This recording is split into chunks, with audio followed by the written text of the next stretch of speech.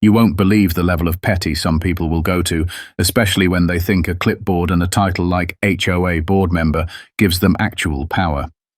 I moved into what I thought was a quiet, friendly neighborhood, somewhere I could just mind my business, mow my lawn, and live in peace. But almost immediately, I learned that one particular neighbor had a different vision for the community. Her name was Karen. Of course it was.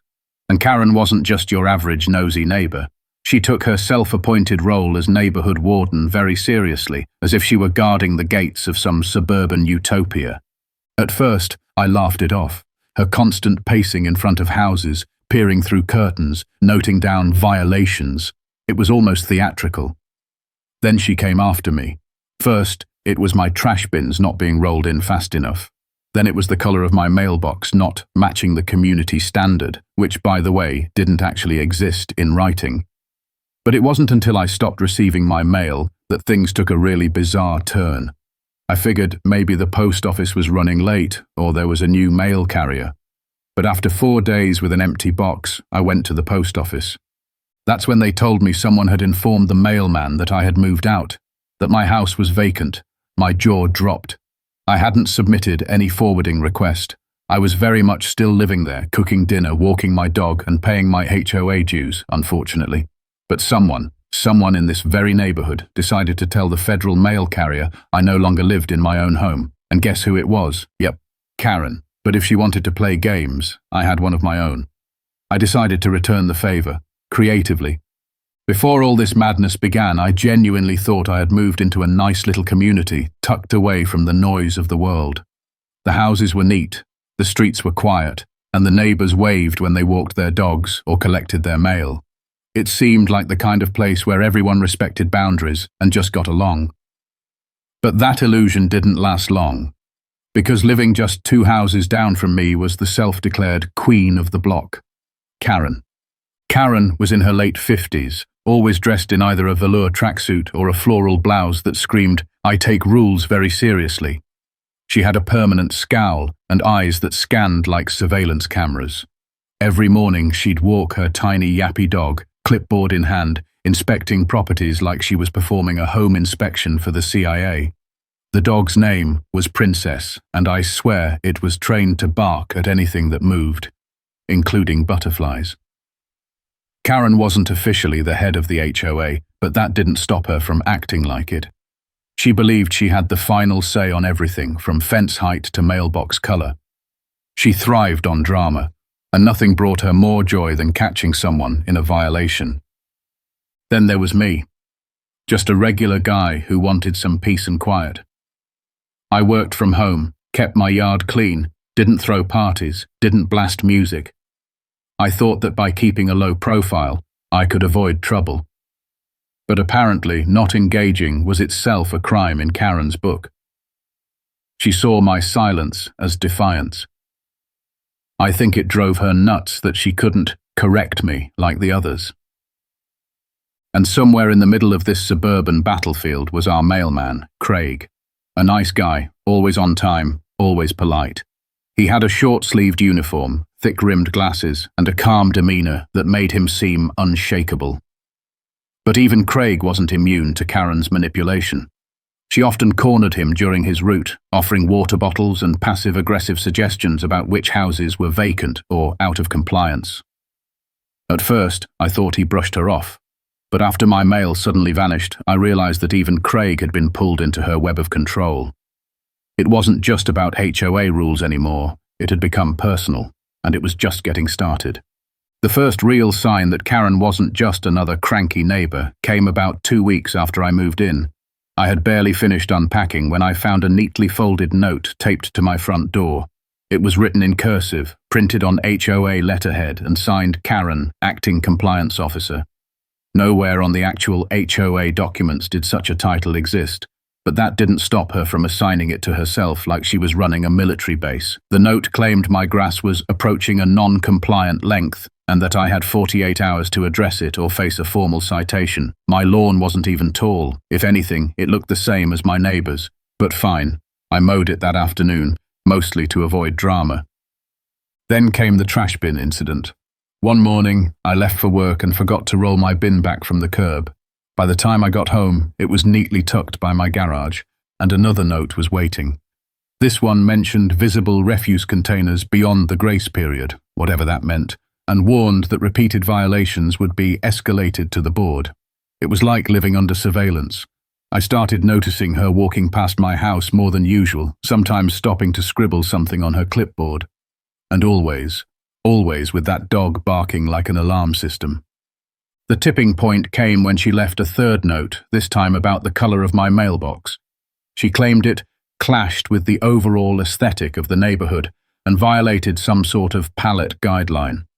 When I asked to see the rule in writing, she deflected, saying it was common knowledge among long-time residents. That was her way of telling me I was an outsider. It became clear Karen wasn't enforcing actual rules, she was enforcing her preferences. And her favorite targets were new people, especially ones who didn't bow to her made-up authority. I tried to stay civil, I really did. I even tried smiling and saying hello the next time I saw her.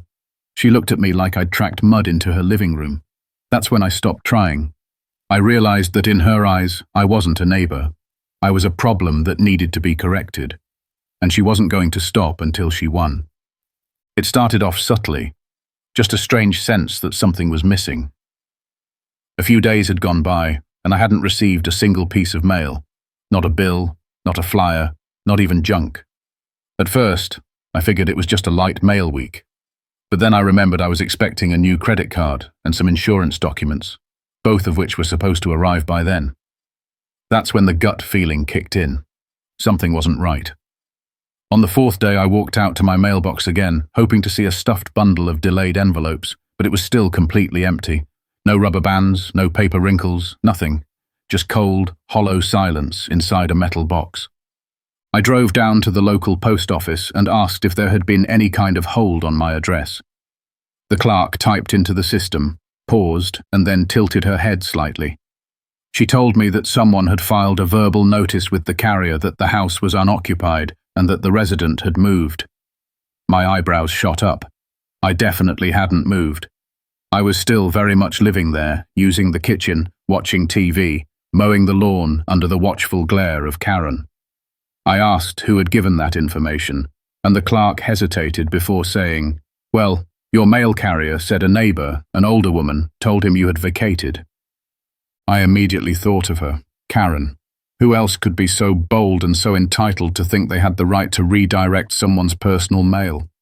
I caught the carrier later that day, and sure enough, when I asked him if he remembered who told him I moved, he casually said, "Oh yeah, the woman with the little dog, always talking to me about everyone's houses. She said you left."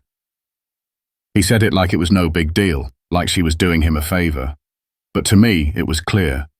Karen had overstepped. Again. Except this time, she hadn't just annoyed me. She'd crossed a legal line. Tampering with mail, even indirectly, isn't just rude, it's serious.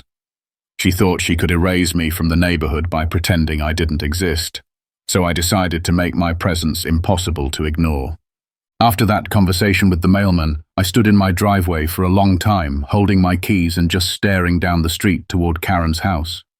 The gall it took to tell someone I had moved, as if my home was some abandoned property she could reclaim. I wasn't just mad, I was insulted. She didn't just want me out, she wanted to erase me entirely, to write me out of the neighborhood like I was a temporary glitch in her perfect little system. And the worst part, she probably thought I wouldn't do anything about it, that I'd just complain quietly and move on, just like all the others she had steamrolled over the years. But that's the thing about messing with someone who doesn't like drama, they usually have time to plan. I went back inside and sat at my laptop, pulled up the official USPS mail forwarding form and stared at it for a few seconds. A smile crept across my face. If she wanted to play with the mail system, then I'd let her enjoy it. Every last catalogue, flyer and piece of junk mail I'd missed over the past week. I filled out the form, not with my new address, but with hers. It took about 5 minutes to submit. Name, old address, new address, and a few clicks later, everything that had been intended for me was now going to her. But I didn't stop there. Oh no. I remembered all those free trial forms at the grocery store checkout counters and websites that offer free catalogs for everything from home goods to retirement plans. I signed up for all of them. Gardening clubs, insurance quotes, luxury magazine trials, and every coupon book I could find, each one with her address but my name. I even forwarded an old subscription I had to a Wine of the Month club, knowing full well she didn't drink. I didn't want to break the law or do anything that would truly harm her, but I wanted her to feel the chaos she had tried to bring into my life. And the best part? It was all legal. She had manipulated the mail system first, and now she was going to get a taste of what it felt like to be moved in without her permission. Let the avalanche begin. It didn't take long for the consequences to start piling up, literally. Just 3 days after I submitted the forwarding request, I walked by Karen's house on my morning jog and saw it. Her mailbox was so stuffed that the little door wouldn't even close. Envelopes were sticking out like they were trying to escape. A glossy catalogue from a gourmet cheese company had fallen to the ground and was now resting in her flower bed. The look on her face as she stood in her driveway, staring at the mess like it had personally offended her, was priceless. By the end of the week, it had turned into a daily routine. I'd walk past casually and see her arms full of mail she didn't recognize, thick bundles of letters, offers, free samples and flyers all addressed to me, but delivered right to her door. She'd squint at them, toss some into a bag, mutter under her breath, and stomp back inside. One afternoon, I watched from my kitchen window as she tried to flag down the mailman. I couldn't hear their conversation, but her hand gestures told the story. She was furious, waving envelopes in the air and pointing at her mailbox like it had betrayed her. The mailman stood there calmly, probably used to this kind of theatrics, and after a few minutes, he handed her a slip of paper and moved on. That slip, likely instructions on how to reverse a mail forwarding request. But here's the thing, mail forwarding isn't an instant process. It takes time to change back, and in the meantime, she was my very unwilling delivery center. The neighbors started noticing too. One even joked while watering his lawn, Karen starting a mail order business. I gave a polite laugh and shrugged. I didn't have to say a word. Her reputation was beginning to unravel all on its own. Her image as the organized, rule-obsessed watchdog of the block was crumbling under piles of glossy coupons and donation appeals. And through it all, I kept receiving the occasional text from friends. "Hey, did your wine club subscription go to the wrong address?" I'd just smile and reply, "Nope, it went exactly where I wanted it to." It was only a matter of time before Karen snapped. And when she did, it was everything I expected.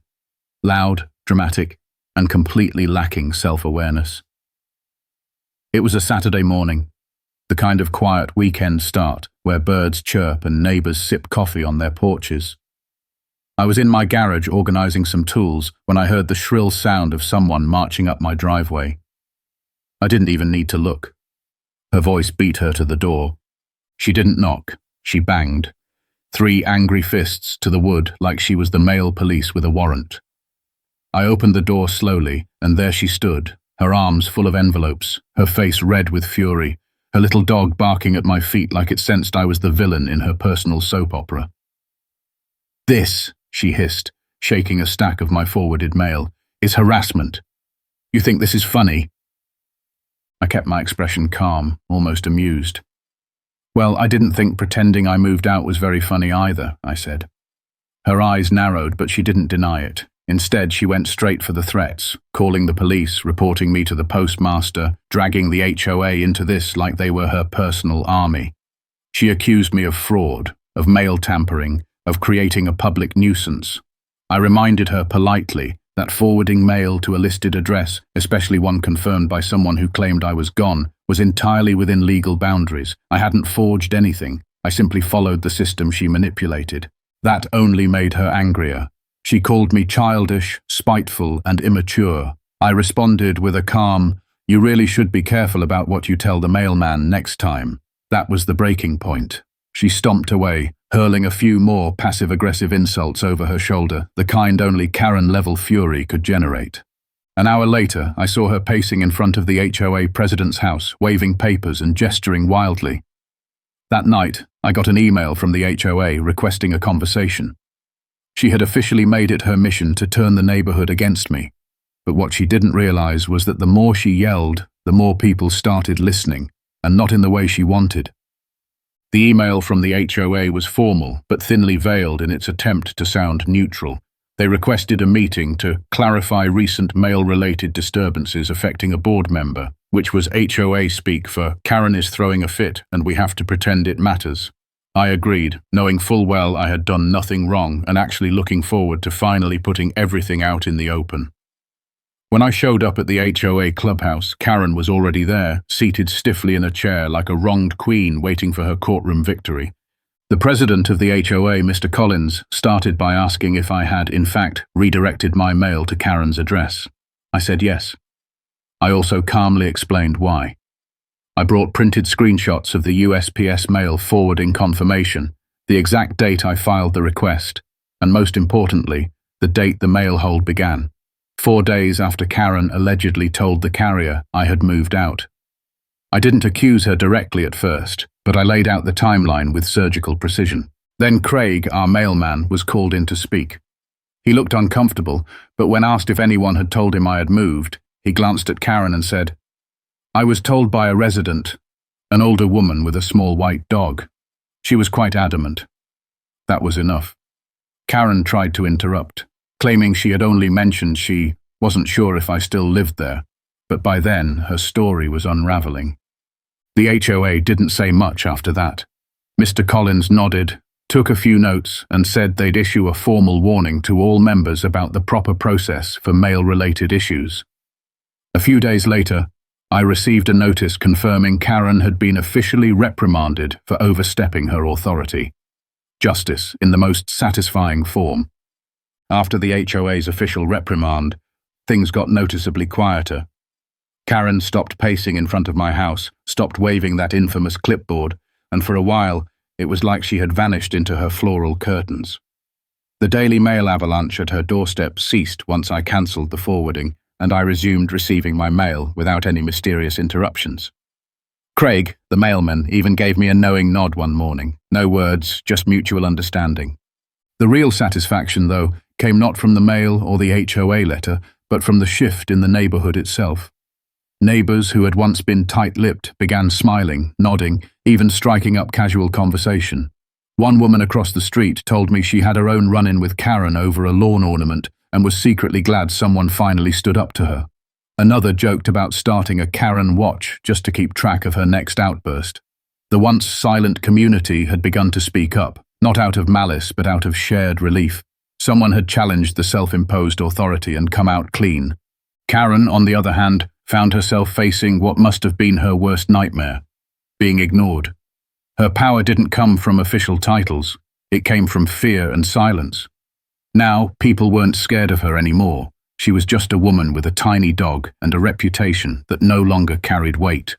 The poetic justice was simple. She had tried to erase me from the community, and instead erased herself from the role she had so desperately clung to. I never heard another word from her about the mail. No apology, no explanation, but I didn't need one. Sometimes the most satisfying ending doesn't come from confrontation. It comes from letting someone trip over their own need for control and watching them fall in silence. Looking back, it still amazes me how a quiet move into what I thought would be a peaceful neighborhood turned into a bizarre war of wills, all sparked by one woman's obsession with control. Karen thought she could manipulate the system to push me out, that a well-placed lie to the mailman would be enough to erase me from my own home. She never expected anyone to push back, especially not in a way that turned her own tactics against her. But the truth is, when people try to wield power by twisting rules or stepping over boundaries, there's always a limit to how far they can go before it all comes crashing down. The funniest part is, I didn't have to raise my voice, call the police, or start a public argument. I didn't need to confront her on her doorstep with threats or get into shouting matches in front of the neighbors. All it took was a well-timed forwarding form, a touch of creativity, and a firm understanding of how the mail system works. It was completely legal, entirely satisfying, and just poetic enough to leave a lasting impression. And what did I learn through all of this? That sometimes silence is powerful. That standing your ground doesn't always mean charging into battle. It can mean finding the smarter way to fight. That petty behavior often collapses under the weight of its own absurdity when exposed to a little light and laughter. And most importantly, that people like Karen feed off fear and submission. The second you take that away from them, they have nothing left to hold over you. So, to anyone dealing with their own version of a neighborhood tyrant, here's my advice. Know your rights. Keep receipts. And if the opportunity presents itself, don't be afraid to turn the tables with a little wit and a lot of patience. You don't need to stoop to their level, but you can make sure they never forget yours. Thanks for listening to my story. If you've ever had a run-in with a Karen of your own, feel free to share it in the comments. I'd love to hear how others have handled neighborhood nonsense. And if you enjoyed this tale of mailbox justice, don't forget to like, subscribe, and keep standing up for yourself and your mailbox.